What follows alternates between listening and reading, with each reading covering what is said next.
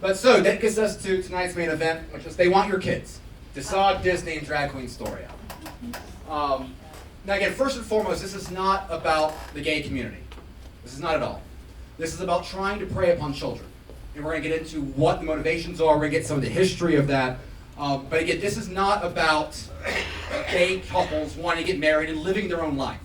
Again, I think I was the first Republican candidate in Bay County actively in support of marriage equality laws in the state of Florida back in 2014.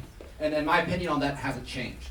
But what is going on right now is not equal rights. There is something going on in the education system here that is scaring a lot of good people. And what's happening is the left is trying to do what they always do. They're trying to claim the banner of a community and speak for them for political ends and not for representation. And that's what we're going to get into in tonight's talk, which of course, is kicked off again once again because of Governor DeSantis' leadership on this issue. He signed this into law a few weeks ago, and what was interesting is that this set himself up for a major political battle with one of the major political pressure groups in Florida for a very long time, and that's the Walt Disney Company. We're going to get into that later on. But again, this is all this conversation. We're able to have this as a nation right now because of Governor DeSantis leading on this issue. That then provoked a response from the Disney Company. This here is Chris Rufo. He's very active on Twitter. If you're not on Twitter, your mental health is probably better than mine. What made Chris Rufo very famous, though, is that he was the one that was sounding the alarm on critical race theory. And so when you saw the videos of Coca-Cola executives talking about white fragility and the need for their white employees to come to terms with their innate racism, that's Chris Rufo. Okay, the entire crusade against critical race theory and recognizing the way it was being used in corporate America, this is Chris Rufo. And so what he highlighted was here is one of the executives in the Disney Company saying that the company has a not at all secret gay agenda and that they are seeking to regularly add queerness to children's programming. Okay? Again, this is their own company meeting for the executive leaders within that. This is another one of the bigwigs who bragged about having a polyamorous kid and I think a gender fluid kid who noted, and accurately so, Generation Z is 30 to 40% queerer than other generations. And so what they're trying to do is they're trying to justify this not as an agenda item, but as a response to market demand. Now, I think this issue here is actually very, we've seen this play out in other measurements as well. This is an Axios poll that came out recently. This polling, it's important to understand, is all done at the same time. This is not a time-lapse polling from like Gallup measuring the 60s and 70s and 80s. This is a self-identifying measurement for people right now. Right here is our oldest among us. Then you have Generation Z, right? You see a very clear trend here, but you see almost a doubling with Generation Z. These are my fellow millennials, but there's a very clear, obvious trend. And again, I've had some pushback to this saying, oh, well, it's more acceptable now to talk about these sort of things, so naturally you would expect more. This is not people being closeted, not being happy to talk about this 40 years ago and having their data in this poll. What's interesting, though, I think in particular, is if you break down this even further, and I'm not expecting you to see it back there, but what you see is that the biggest increase in LGBTQ self-identification, it is not gay or lesbian. Right now, it's Generation Z is like 2.5% gay, 2.2 millennial, 1.1 Generation X. Okay, it's a little bit higher, but not, it's whatever. Similar with lesbian trends.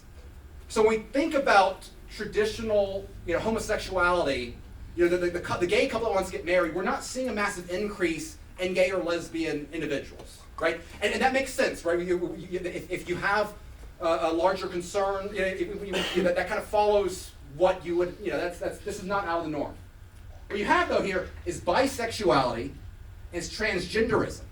Is where we're seeing the massive increases. We have 1.7% Generation X, to 6% millennials, to 15% of Generation Z identifying as bisexual. And you have, I think now it's almost a 4% transgender from Generation Z, where it was, I think it was less than a percentage point for previous generations. And I think these two things are very important for identifying that this is where we go beyond, again, these traditional conversations. And I think this gets exactly to some of the more troubling pressure aspects of modern society. So this is another measurement. Again, you see a massive increase here. These are polls over time. So again, this is 2012 over here. This is 2022 over here. We've now kind of doubled with mass self-identification, right, for society as a whole.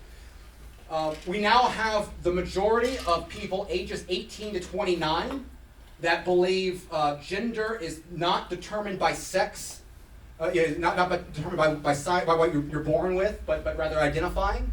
Right? So now it is a majority opinion of 18 to 29-year-olds. 56% of 18 to 29-year-olds believe it can differ from assigned at birth. Again, this is an outlier relative to everyone else. You also see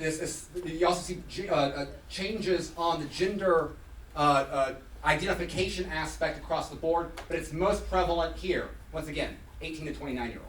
So it's a larger trend, and again, this goes directly to this gender identification issue, not sexuality in the more traditional sense. Now, the question is, why is this happening? Now, part of this is, economics 101, if you subsidize something, you're going to get more of it. And so what you have right here, this is the Department of Education talking about how Title IX protections going to sexual orientation and gender identity, right? So if you are concerned, if you want to get a leg up in like the college placement position, right? Like we've now expanded a protected class.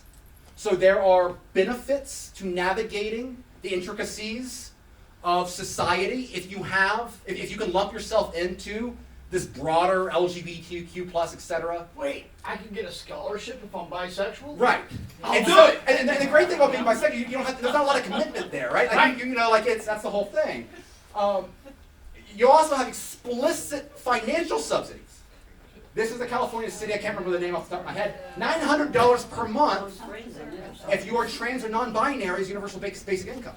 Okay, governments are literally paying you if you identify as trans. Again, this goes beyond anything in terms of gender, general sexuality conversation. The other side of it, though, is very much what is going on in the education sector today. This is a book called Gender Queer. And here, it's a very clear illustration of children having oral sex. Where is this? This is a book called Gender Queer. Right. Now, and this is one of the books that Ron DeSantis has highlighted as the need for the legislation that he passed into law. This was being used in school libraries. This is the school library journal that had a review of the book Genderqueer. And their review was a book to be savored rather than devoured. Not sure what that means. This memoir will resonate with teens. It's also a great resource for those who identify as non-binary, as well as those who know someone who identifies that way and wishes to understand them better. This is the school library journal promoting this. This is California? Where? No, this is Iowa. Where? West Des Moines School Board votes to keep Genderqueer on the shelf. Not California, Iowa. Yes. Also, I worked in public libraries for years when I lived in Alaska. And librarians of the American Library Association that's always been so much. Yes. I'm not sure it's ever, they're just unhinged. And, when I worked in public library in Fairbanks, Alaska, I would look on books on the shelf, and I didn't even really turn over. And, parents don't know about it. It was very tame back then. I think I left Alaska a while ago, but Susie has two mommies and Jimmy has two daddies. That stuff was, that's very tame out there. and I'm going to get into some of that because again, this is not exclusive to LGBTQ issues. There's a long-standing here from a variety of various causes, and I'm going to get into that out a little bit. I have this slide in here only to highlight this is not only exclusively a Disney thing. This is from Blue's Clues. And so, you know, this is not exclusively a Disney problem. But here you have a drag queen that was marching in, you know, there's a whole song and dance with that. I thought I was going to use the TV earlier. The audio doesn't work for this. This here is a second grade teacher who is not only non-binary, but also a witch. And so in this clip, she talks about that. Here is a queer teacher who is talking about how 3 and 4-year-olds are capable and want to talk about their gender identity. 3 and 4-year-olds. Yeah.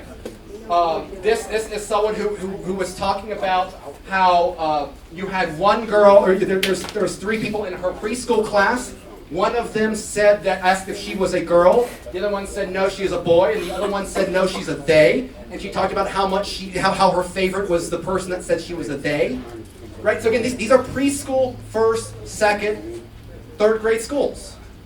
This is not talking about talking about what you did with your spouse over the weekend. These are people that have recognized that their position, what they like about this position in the school is to be able to have these conversations. Because and to be fair, from their perspective, they think these conversations are important because they think that they are helping to liberate these children from an oppressive society. We're going to get into some of this sort of stuff. But again, these people are flaunting it. And this is, I wanted to highlight this sort of stuff because I was caught off guard by just how bad this stuff had really got, to be honest with you. This is not simply having conversations. I mean, this is in preschool age groups where this is going on. This is not changes in high school curriculums. This is the most vulnerable in society. And they are to a certain extent right. It is far easier to convince children of all sorts of things than it is to convince adults. And this is why they see this as being so important. You get them when they're young. And again, this is not about being gay. This is about confusing people about gender identity and trying to expand what is viewed as sexual behavior. And to get children to think about sexual behavior at a younger and younger age. Oh, and last, this is a 3rd grade teacher who taught. This was during the holidays, and basically the whole line is if your parents don't accept you, well then I'm your daddy now. And the problem is that this too is something that runs throughout. You've seen some posts in the LGBTQ Center. The idea is that if you do not, if your parents are not okay with you, saying that you are a boy when you're a girl, then don't listen to your parents. Listen to us. And this goes directly to trying to break down that family structure. Yes, and I've been doing that Yes. for a long time. But our education system has been taken over. This is not just happening. This has been No. decades. And Yes. it's starting in the colleges. Yes. And quite frankly, the Republicans and RINOs ignored this for Yes. so many years, like they've ignored dozens of other things. And now it's dwindling down to our secondary and primary stuff. And now people are going, oh crap. Right. And I think that's why it's so important to get people out to vote, because, this is the kind of thing that keeps on going on if you keep on putting those same crap people in there. Right.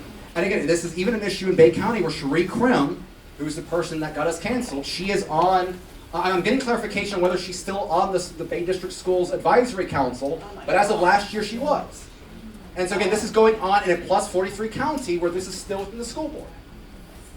Yes, Julie? Well, I've seen a lot where they're getting this into the schools through the title of mental health. Right. This is for the mental health of the children. Yes, that's a big part of it. And they're even getting grants in places because it's for the mental health. Yes, and that aspect in particular, I think there's some big opportunities for conservatives to kind of fill that void at the end. You're absolutely right. Again, a lot of this is done in the name of mental health. And there's some interesting slides I have at the end that kind of get to this point too. Now, there's some other things here. This was a New York high school where they're showing off all these various different flags of identification. Here is Andrew Sullivan, who was a very prominent blogger during the gay rights, the gay marriage battle. He's got an interest, he's kind of a neoliberal, neoconservative. I'm not a big fan of him. But here, he's saying, hey, look, please do not associate this with the gay community because this doesn't make any sense to us either. This is playing with pronouns, which is a card game about learning different pronouns going on in elementary schools, right? And then here are various posters in the schools. Here's zers as their pronouns. And oh, golly gosh darn, what's that any different than he, him, them? Yeah, this is stuff going on in schools around the country. And again, the key is that they're really focusing on the gender identity aspect, and not sexuality, gender identity. Then enters Christina Pushaw. And really a lot of the pushback that we have seen is single-handedly because of Ron DeSantis' press secretary. Because when they started getting all the flack, right, this was setting up to be a classic example of the media framing an issue in the most harsh way possible to attack Republicans. And so that's what I'm saying, just don't say gay, Bill. Oh, this is all about hate. And so her response is, well, if you're against us talking about sexuality and gender identity to first graders, let's call this the anti-grooming bill, because what this is about is ultimately about sexualizing children. And she was so effective at this. This is in the new, like the left, and for the first time in a long time on a social issue, they're on retreat. They hate this. They hate this. And this is one woman standing up on Twitter and doing it, Christina Pushaw. If you want to meet Christina Pushaw, next April 21st at the 30A GOP Club, 98 Distillery, right across the county line. She's going to be there speaking. Talk to me afterwards for more information. But again, this is an example, once again, of the people in Ron DeSantis' orbit literally changing the game. And again, this is setting up, this is the first time the right has really been on the aggressive on a culture war issue. I'm glad to see it. Now, again, this is a post by the LGBTQ Center of Bay County, and here you have, they're promoting a platform where young people from 13 to 24 years old can come together and talk about these sort of things. Now, I will say, I had a very good and respectful conversation with a board member from the LGBTQ Center. She said that they did not support the attempts to harass and cancel me or Buster, that they are trying to expand the board and they're trying to rein in some of the more hostile actors in this. And I'm willing to treat her at face value. And so I'm not, so the issue was Cherie Krim and it wasn't the LGBTQ Center as a whole. But I just want to highlight that this is also going on here. This is not simply something even in the abstract of Florida. So I'm hoping that there will be genuine outreach from this group based on the conversation we had this weekend. But just wanted to give you a heads up on that as well. Now, so the question is, what is the goal here? Now, one answer is that this is about sexualization of kids at its worst. And the problem is that there is, so this is a guy named Alan Walker. And he gives talks at universities about the dangers of stigmatizing minor attracted persons.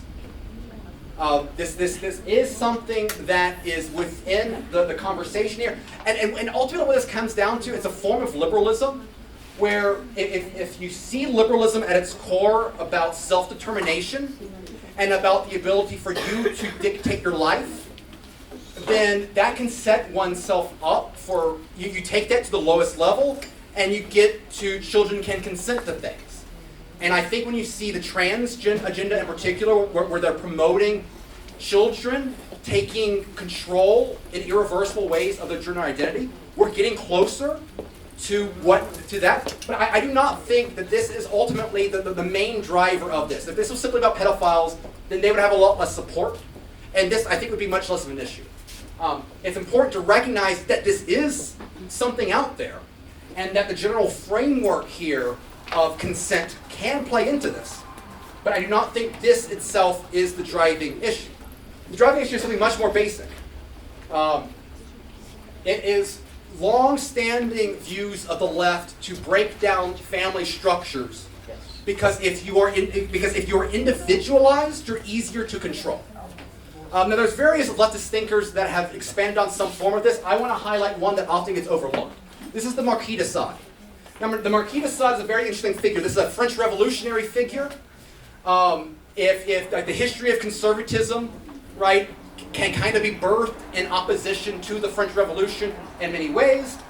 This is a society and a moment of history where you have the explicit rejection of Christian values in favor of liberalism, the belief that we should worship reason rather than tradition.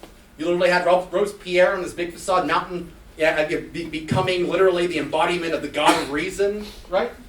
So Marquis de Sade was a pornographer. He was a pornographer born to a very powerful family. He was arrested and actually at the Bastille when the French revolutionaries stormed the Bastille, which is kind of interesting in its own right.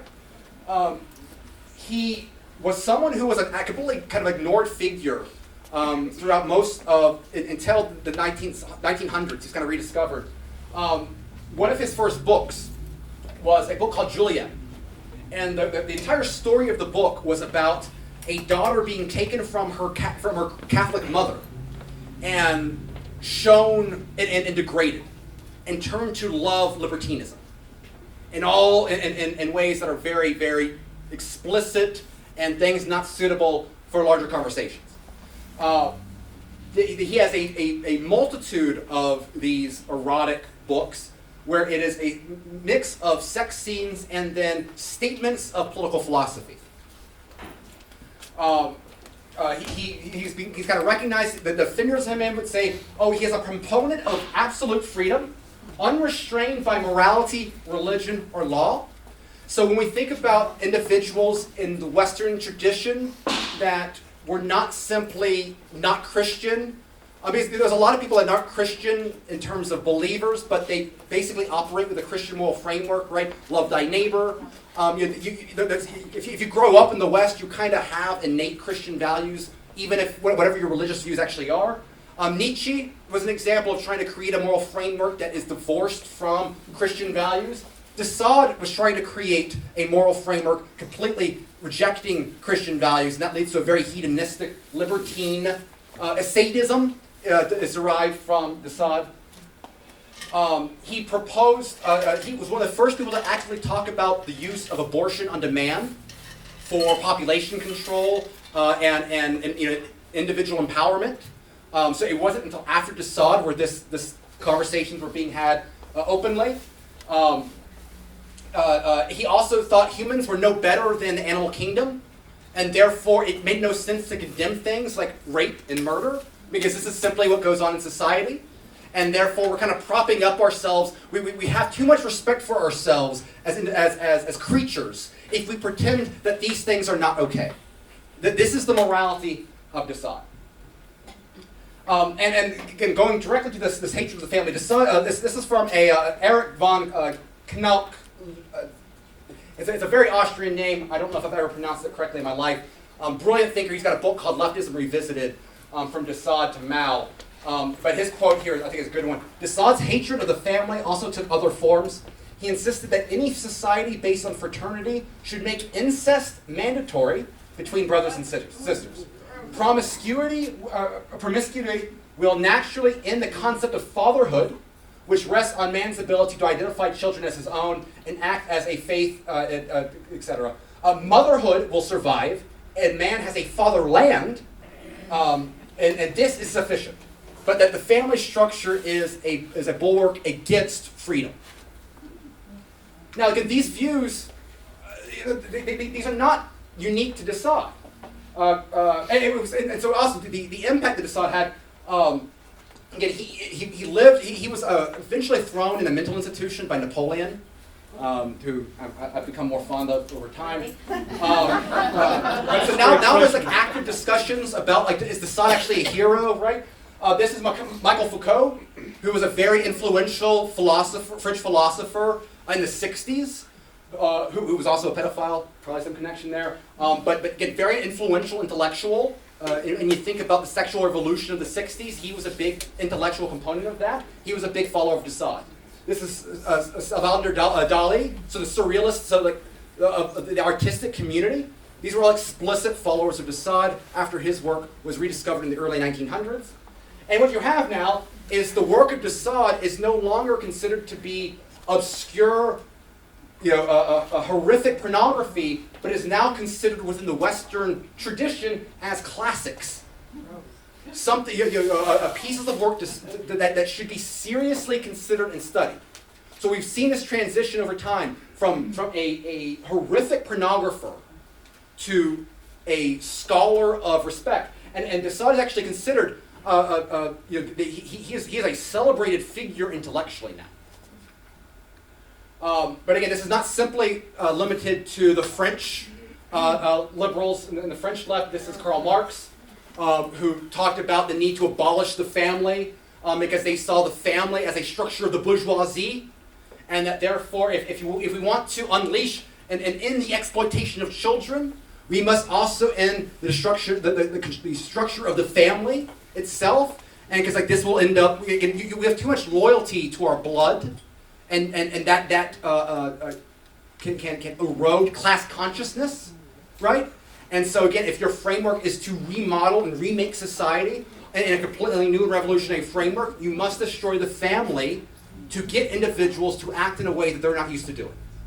So again, this is now, we were going up a little bit in time for Karl Marx. And this is John Maynard Keynes, very prominent 1900s economist. A Marxist. And so he himself, again, making very similar claims to Desaad, birth control and the use of contraceptives, marriage laws, the treatment of sexual offenses and abnormalities, the economic position of women, yada, yada, yada, that these are all must be overthrown in order to create a more civilized society. So again, he sees the importance of his work on overturning tradition and kind of embracing a complete cultural change. This is from a book called Keynes and Harvard. One of his sexual partners talked about how they could subtly, through literature, put into the bloodstream of the people and in such a way that they accepted in all naturality. They tended to be without first realizing what it was to which they were agreeing. They saw that they had a position being within the elite, being the leaders of this new intellectual elite within, they were based in England at the time, but they saw they had an obligation to kind of transcend the West, pushing us away from these archaic Christian sort of framework dynamics. And again, because the issue is the family is a threat to larger social reform. Now, Keynes himself, also a pedophile. He was also very autistic, so he kept very detailed records of like his sexual conquest. These are like 8, 9-year-old boys that he could rent from families in the Mediterranean. So again, also John Maynard Keynes, our economic framework is grounded in his work. And so again, why do we have an economic environment where we diminish the long term and live for today? It's because his economic policies reflected his social values. And again, this goes against, this is all about exploiting. You want to talk about exploitation of the youth? That is what their explicit agenda is. So. Can I ask you a question? Yes. Does Bertrand Russell fall into those people? Probably. I'm not sure what direct overlap, but probably. These are by no means inclusive of everyone. Antonio Gramsci too. Absolutely, absolutely. And so what I would argue is that the modern left is not the students of Marx, because if you actually look at Nazism, you look at the Soviet Union, they were very harsh on the homosexual community. So there is there's Marxists tend not to be culturally woke. Marx himself was a homophobe, and so it was some of the others that were trying to achieve Marxist ends that kind of got closer. So we get the Obergefell decision in 2015, and this was a Supreme Court decision over gay marriage. And again, there was a lot of people motivated by the idea that they didn't want any sort of legal discrimination for families. Because the idea was that, if you had bans on gay marriage, if you had a partner, if you had a loved one that was in the hospital and you couldn't visit because you didn't have that is, there's a lot of people that are motivated, rightfully so, on trying to affix legal discrimination, right? So what you had with Obergefell was you had a federalization of the issue, which I think creates issues typically. But you already had, right up to this point, you had multiple states already changing rules on this topic. But again, the issue is that this wasn't like the end of the battle. It wasn't, we finally got legal equality, and therefore we can pack up our tents and go home, and we can celebrate being American now that we are all equally equal. The problem is, again, the left, not the gay community as a whole, the left always needs a revolution. And so as soon as they got gay marriage legalized throughout the country, then it became the trans issue.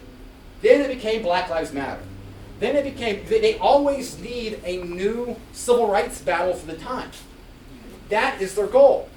And so again, it doesn't stop as soon as you create an environment of legal norms and equality under the law. They have to find something new to promote. Because you always have to, in particular, they need the foot soldiers being the young 18 to 29-year-olds feeling that they are victims of an oppressive regime and therefore needing to change the country. Because the left cannot view America as something we're celebrating because they want to change it necessarily, right? If they wanted to conserve America, they would be conservative, right? They constantly need change. And we see this play out. This is not simply an American issue. We see this play out in the West as a whole. Right, and so this is something that is much broader, and it goes down to a genuine, and this coincides with a genuine hostility towards traditional bourgeois family structures. Now, there's also a component here where if you have certain views on the transgender issue, your politics tend to follow a certain way, right? So if they can get more and more high school students absolutely motivated by gender identity issues, then they're going to be more likely to be Democrat, right? So you have 80% of Republicans say that sex is determined by birth. You've got about 70% of that are Democrats, right? So again, there's a political aspect in this as well. Let's lower the voting age to 16. Right, right, exactly, exactly. That's a great idea. Here, you also have people within family structures are more likely to be conservative. These are highest rates of married couples. They're somewhat or very conservative. The lowest levels are extremely liberal, right? So if you have a spouse, if you have a family, you're more likely to be conservative rather than an atomized individual. This also goes, I think, a very stressing thing when we think about living arrangements in society today. Back in the 1960s, 82% of people living 25 to 34 lived with their spouse. 82%. Now that number is down to about 35%. This is massive social change over time. There's an economic component to this too. It's more expensive to buy a house, particularly in this area, right? You have people that taking on massive debt because of student loans, which makes it harder to have a family. And that's why, again, the issue here is not necessarily sexuality. It is simply the diminishment of family structures. And again, there's a variety of different pressures going on here. Now, the Biden administration is trying to amplify that, where this, I think it was last week, the Biden administration endorsed using government funds to subsidize youth sex change operations and hormone therapy. Now there are some that would argue that hormone therapy is not permanent, and therefore you'll some people like they're not okay. I think like the general medical line is discouraging sex change operations until after you're 18, but hormone therapy is okay. There's a great breakdown. This is Abigail Shriver, who has a book on this topic, published on Barry Weiss's blog. Barry Weiss is a very prominent lesbian Jewish scholar, writer, got kicked out of the New York Times, but she has a very big breakdown on the lies being told about hormone therapy, that there are lifelong consequences, including sterility, to hormone treatments if you're taking them when you're 13 years old. There's certain if you reverse afterwards, like there's certain developmental issues, right? And so we're lying to kids by saying, oh, well, this is no big deal. This is reversible. No. And so again, we are now created a situation where we have a prominent political movement arguing that minors have the ability to consent to these things. Now, the pushback. Thankfully, in spite of all of the hate pushed to Governor DeSantis, we now see multiple Republican states, over a dozen states, that have now introduced their own versions of the Don't Say Gay bill, right, as the media calls it, right, the Family Protection Bill, right, taking away sexual work, training within kindergarten to third grade. And so again, once again, DeSantis leads, the rest follows. Governor of Texas has declared gender, sex change operation surgeries a form of child abuse.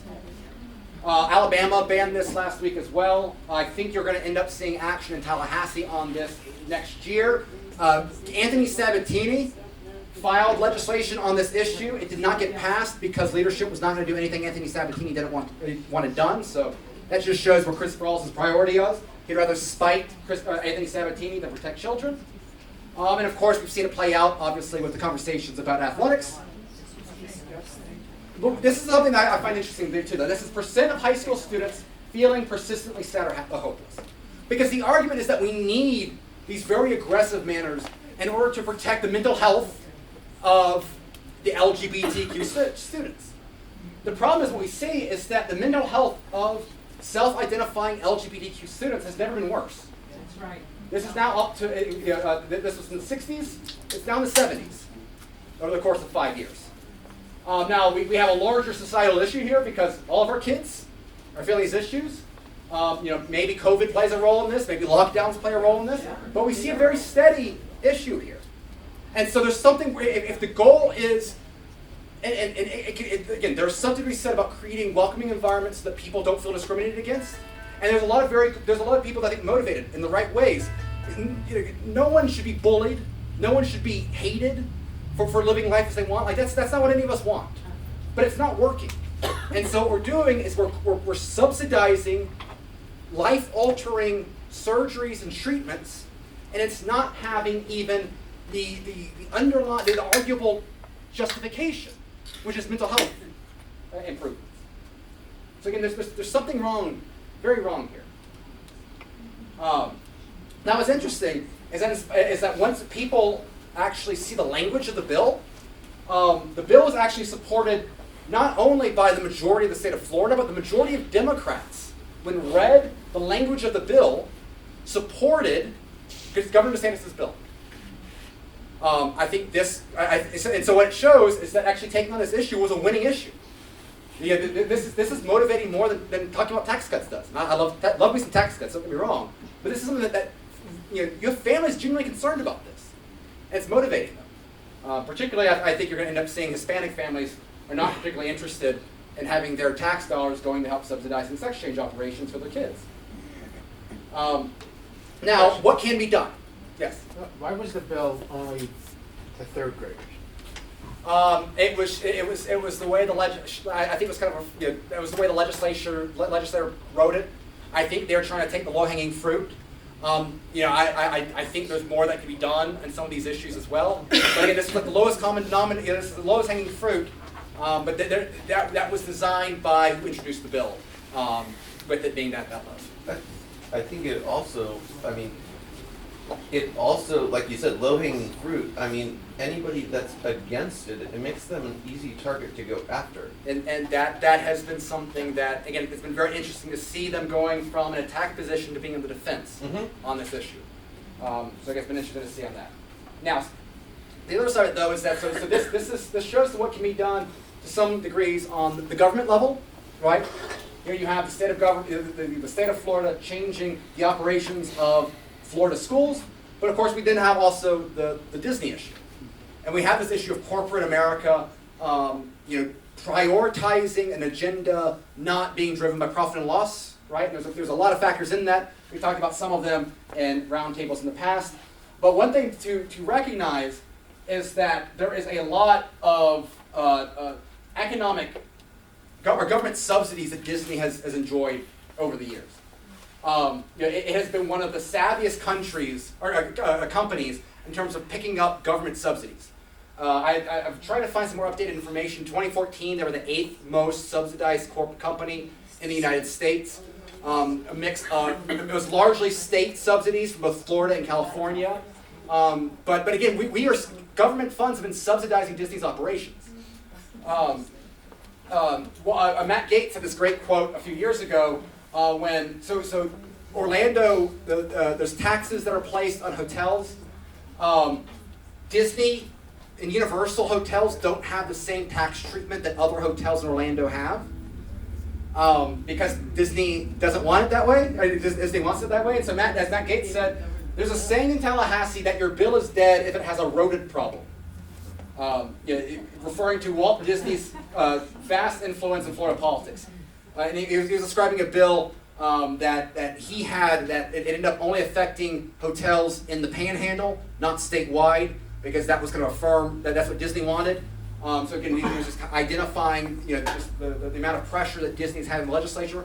We saw this play out a couple of years ago, where you had the social media big tech anti-censorship law that Republicans put in an exemption for theme parks the last second, which was actually used against that bill in the court system and helped justify banning freezing that bill because, this is clearly crony because you made this massive cutout. So again, Walt Disney was getting its way even in 2021. So all of this momentum, all this change is fairly new. But again, I think it's welcome. And now you have a big push from DeSantis on addressing some of the other privileges that Disney has. The way that they're governed, they kind of have a self-governing structure because the Disney World properties are on 2 different counties. The Republicans talking about eliminating this sort of special carve-out that they have. I think that might be kind of a leverage play that there are, but good, right? Because ultimately, politics is reward your friends and punish your enemies. When you have a company that is explicitly bragging about them attacking values that you care about and going after your kids in particular. This is exactly the sort of ways of utilizing the power that you have to defend your people and punish your foes. There's things playing out with Steamboat Willie, copyright protections. There has been genuine, frequent, I think 3 times, Congress has voted to prolong their Disney's copyright for the original Mickey Mouse cartoon. It is now up for those rights going away in 2024. Republicans are saying we're not going to extend it anymore. That's another way of making Disney pay, right? So now they've got these choke points where the Republicans recognize we don't have to, it's not violating our free market principles if we simply say Disney, hey, look, if you're going to be a bad actor, we're going to treat you like a bad actor. And ultimately, I think that's the only way we're going to deal with this, because it's not simply a state issue. This is a corporate issue. This is an agenda issue. And it goes because there is a specific section of this country that wants to go after our children. And it's the left. The left wants to go after their children. We need to, and there's a history of them doing it. And we need to recognize as well who the enemy is. The enemy is not the gay community. It's the gay community being exploited and being used. They are having activists being promoted out there saying that we're the only opinion the gay community has. That's obviously not true. We've seen major changes in the last few years, in particular some of the leading figures in the conservative movement today. You think of Dave Rubin, you think of Rick Grinnell, right? There is a big swing back, and it's because, particularly if you are a gay white man, right, you have the least perks of the LGBTQ whatever thing, right? And there's been multiple conversations about this sort of aspect to it. They recognize that the activism aspect, this is not simply about being able to live the life as you want to see it. This is about a much larger, politically driven agenda. It's about control. It's not about freedom. So thank you very much, guys. This is the talk. If you've got any more questions, I'm happy to...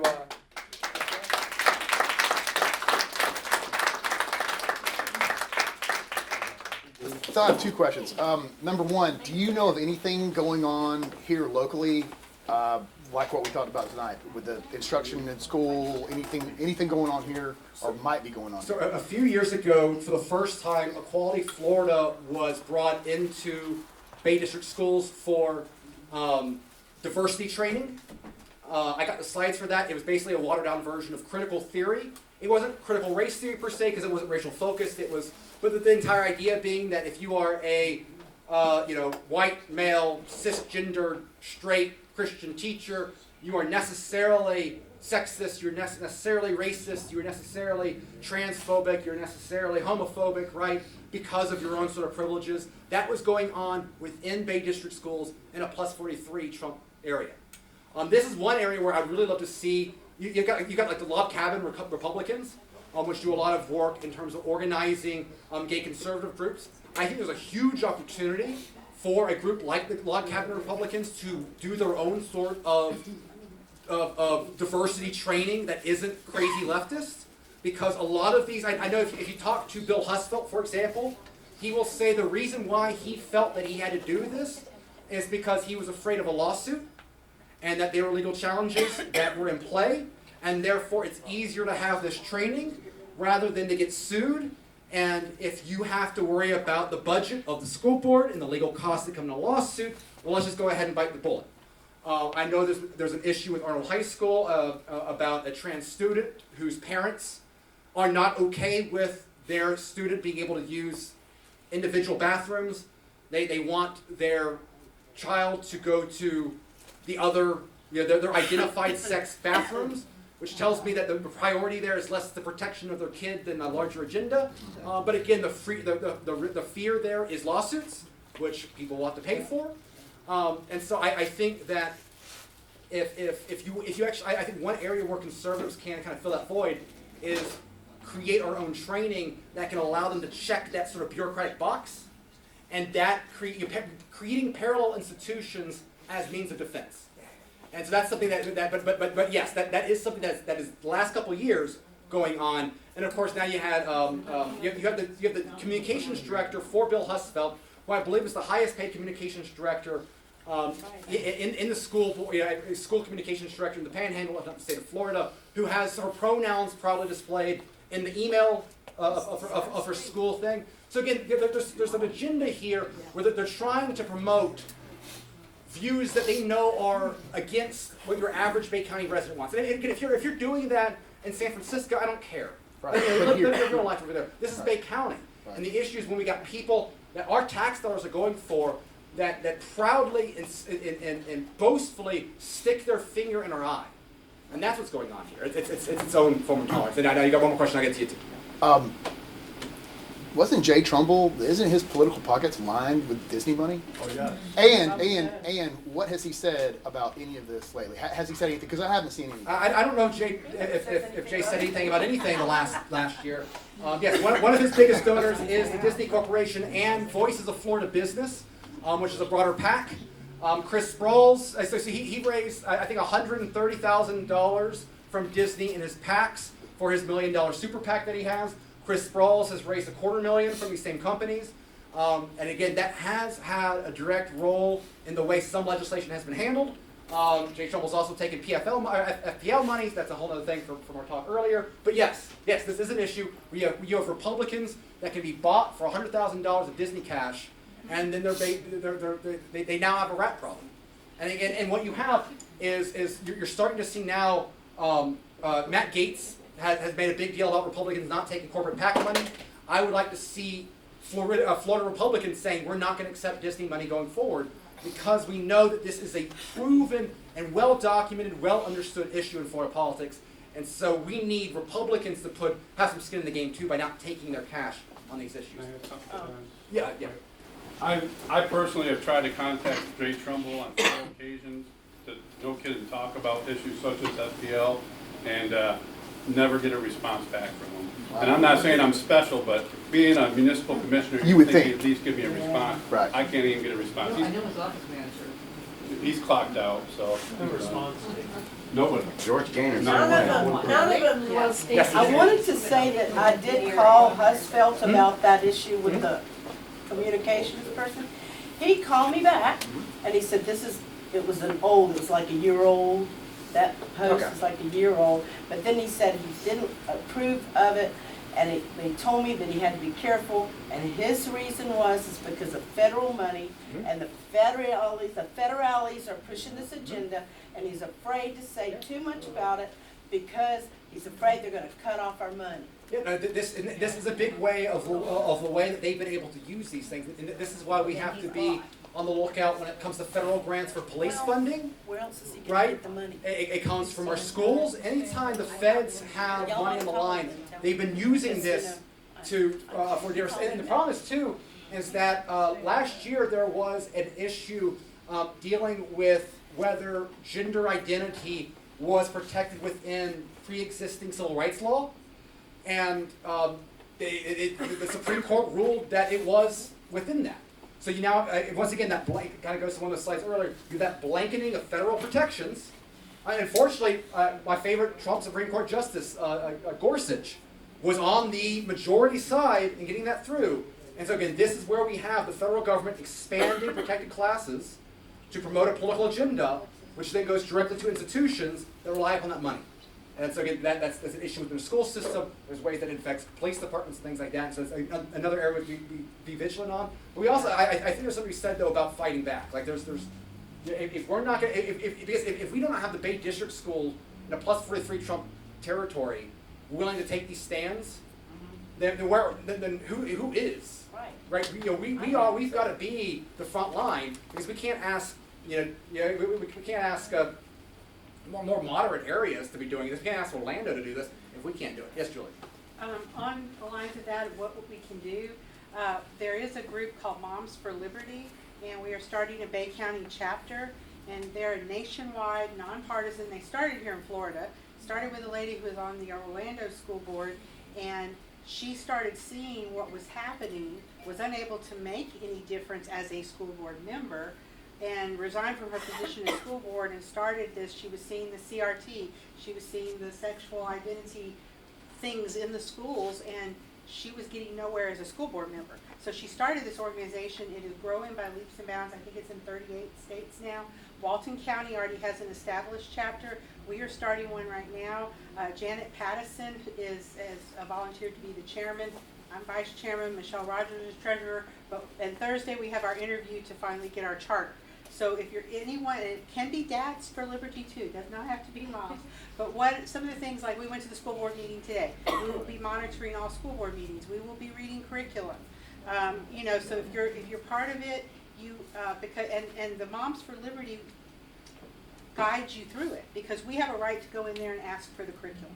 And some parents are being told, no, you can't see that. Well, you can. And so Moms for Liberty, the national group, they're nonpartisan, nonprofit, and they will help a whole lot with all of that. Yes, and Florida there's been a lot of proactive legislation to increase transparency on the curriculums, to give more community feedback on the curriculums, which has been very good. There's been expansions on school choice programs, what helps with this. One of the things I'd like to see a few years ago, I can't remember if it was New Mexico or Nevada, but they kind of created a super voucher system that basically created education savings accounts where they basically just took the money that is already being spent per kid and allowed the parents to completely dictate where it goes. So it's not simply like a charter school program where you have like a certain affiliated. It allowed for all schools and all various different sort of economic alternatives to be used for this, including for homeschooling cost. I think these are sort of ways too where you get around some of these bottlenecks, because there is, if you think about the role where you have a lot of kind of education PhDs and masters, the credentialing process, a lot of those people are not conservatives, right? These are academic tracks that tend to attract a certain sort of political demographic. So anything that's that has that top up choke point sort of area is influenced by that. And so the more that you can expand it, it goes a big way. And that needs to be coupled with oversight over the curriculums, which goes to some of the stuff that Moms for Liberty has done. I was going to say, people can run for school board, Yep. Find out what are these school advisory committees, get on Yes. them. Yes. I'm a full-time school teacher, so I'm kind of in the trenches all the time, so I don't really see too much. All I see is what's going on at my high school, which happens to be mostly.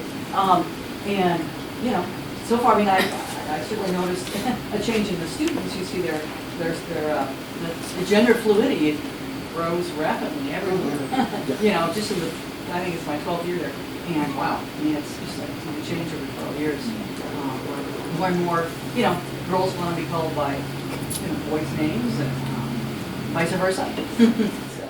And, you know, people keep saying it's not happening in Bay County, it's not happening in Florida. Governor DeSantis just passed the bill, but it is happening.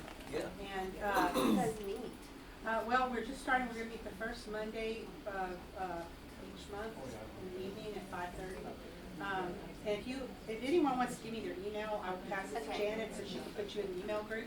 And it doesn't cost anything to join. We have a treasurer, but we don't anticipate having money. It's not a fundraising group, but it's a watchdog group. And that's the biggest thing too, is that At Walton County chapter, and I can't remember what the specific issue was, Janet knows it, but they were able to overturn an unpopular decision by the school board. They were able, through their Moms for Liberty group. Well, and that's the biggest thing though, is we can't get complacent because we have Governor DeSantis. Having Governor DeSantis is the biggest advantage that one could have in America right now, but that can't be enough. This is not solved without community involvement. And so we all have to be part of the solution. We can't expect other people to do it for us. We all have to be involved. We need to identify ways that we can be a part of these oversight committees, be part of that process, be active with our kids.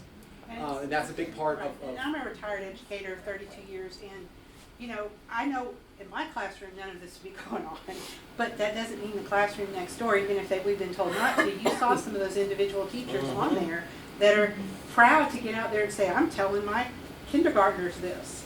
So it's individual teachers, you know, there are great teachers out there. There are great teachers who are there for the kids.